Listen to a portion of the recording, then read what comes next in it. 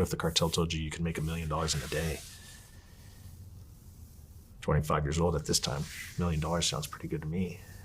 You know, I came from that son of a construction worker, that broken family.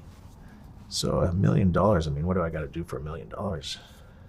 And that's where I started expanding my portfolio, I'd say. And he says, you got to do the same thing you're doing now, but in Australia. I said, oh, fuck. Australia. He said, do you know anyone in Australia? So I go to my Rolodex. 3 months later, I tell him I do have an aunt. I just realized I have an aunt in Australia. She's in Perth, and I have an uncle over there. They've been living there for 30 plus years. He says, Wedo, you're going to be going to visit your aunt and uncle. I'm like, oh, is that right? And $1 million a day sounds pretty good to me. And go to visit some family. This should be interesting, you know. I'm thinking, what do I got to do? He says, you got to figure out a way to sell cocaine.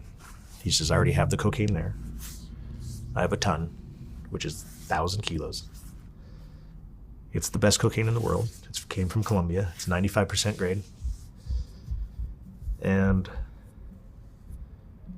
you have to move it. I said, listen, I've never moved anything more than a